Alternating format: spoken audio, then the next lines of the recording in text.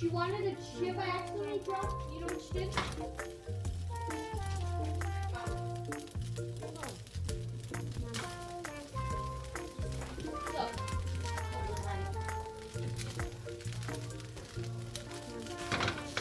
So ayan lang natin.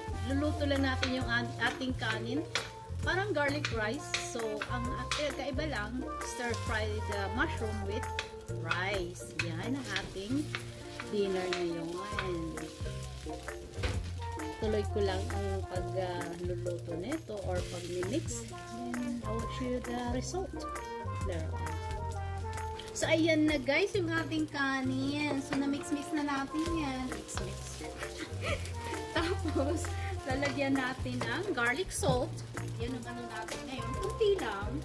Yung sabihin lang mga 2 pinch or mga 1 teaspoon. Malaki itong pinch ko kaya. Hindi po ako nag-measure. Tansyahan lang po. Alam ko na po yan. At lalagyan natin ng butter.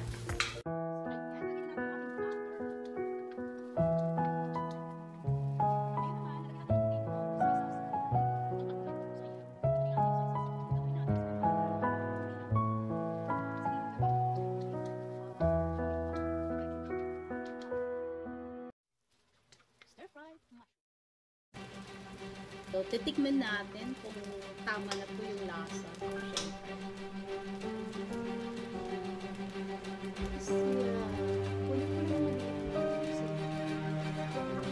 With mushroom.